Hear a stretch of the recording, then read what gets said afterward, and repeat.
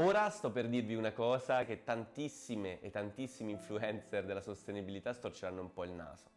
L'equilibrio del pianeta parte dalle nostre passioni.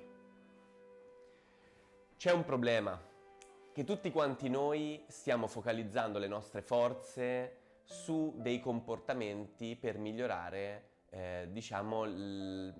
per riequilibrare gli ecosistemi, per fare in modo di ridurre al massimo gli sprechi e quindi fare in modo che abbiamo meno pressione sugli ecosistemi. Ma tutti quanti lo fanno mettendo ulteriore controllo nel sistema, come se già non ci fosse abbastanza controllo. Stiamo andando a utilizzare e a curare un sintomo della malattia.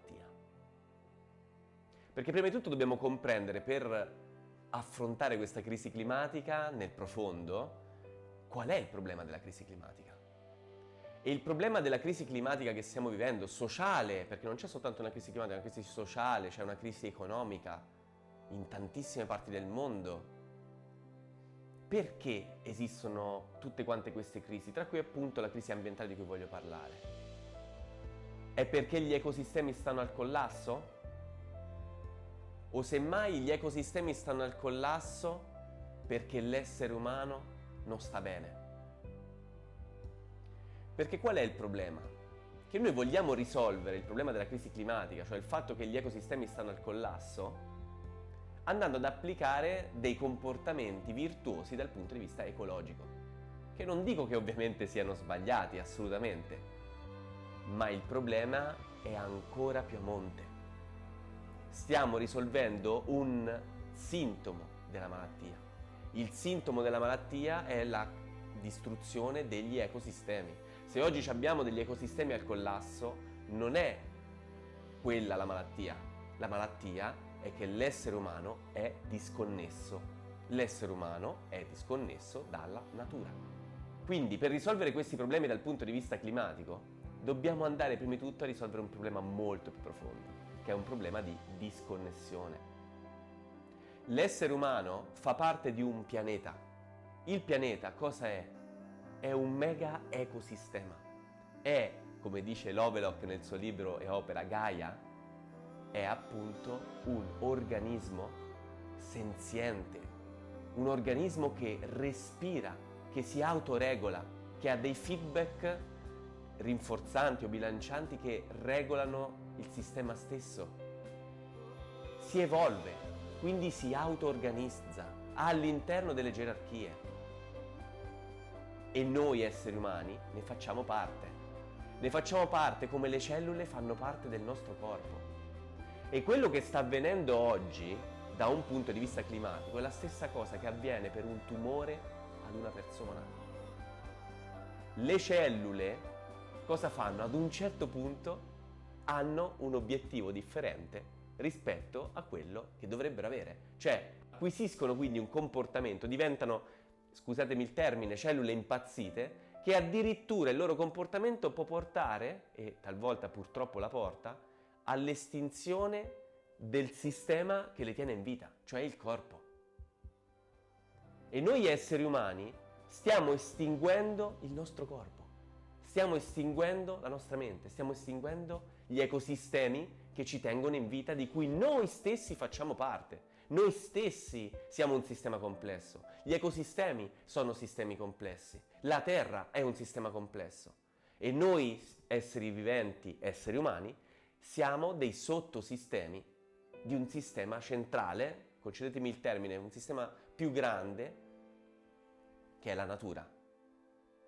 Il problema che stiamo vivendo oggi, come ci dice anche il Betzon, è che noi esseri umani abbiamo un obiettivo differente rispetto a quello della natura e quindi siamo disconnessi.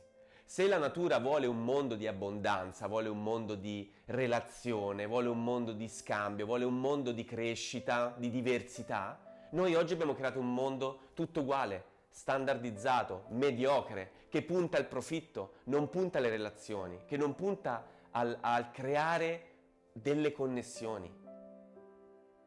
Se vogliamo risolvere il problema della crisi climatica, non dobbiamo utilizzare uno spazzolino in bambù, non dobbiamo bere dalla borraccia e non dalla bottiglia di plastica, ma dobbiamo prima di tutto risolvere il problema di disconnessione, perché se non utilizziamo lo spazzolino in bambù o la borraccia, è perché siamo disconnessi. Dobbiamo riacquisire questa connessione. E come possiamo acquisire questa connessione? Lo possiamo fare anche attraverso, ovviamente, dei comportamenti virtuosi in questo senso, cioè utilizzando uno spazzolino in bambù, ma solo se sono una leva per qualcosa di molto più profondo. Il vivere secondo il nostro scopo, vivere allineati secondo uno scopo legato alla natura. Ma qual è lo scopo della natura? Non devi guardare qual è lo scopo della natura, devi guardare il tuo scopo, perché tu sei natura. Quindi qual è il tuo scopo? Il mio scopo, per esempio, è creare complessità, creare auto-organizzazione, aiutare la natura ad auto-organizzarsi, ad evolvere, a diventare sempre più complessa. Quindi il mio ruolo, che mi ha dato già la natura nel momento della mia nascita e me l'ha fatto comprendere nel corso del tempo, grazie anche alle mie esperienze, mi ha permesso di comprendere che quello è il mio scopo e quindi è lo scopo della natura. La natura vuole che io faccia questo, perché mi piace farlo. Anzi, è vero perché mi piace farlo, lo sento vero perché mi piace farlo, è il piacere che mi dice che effettivamente sto seguendo la strada giusta, perché la persona che io vedo di fronte a me è questa. Ecco quindi che per risolvere la crisi climatica il problema è molto più profondo.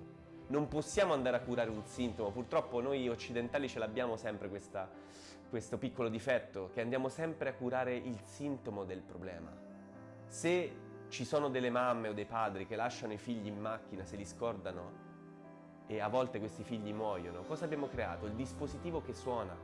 Non abbiamo migliorato la vita di queste persone, non è che gli abbiamo dato un welfare più forte, li abbiamo aiutato a vivere una vita migliore, gli abbiamo creato il dispositivo che suona.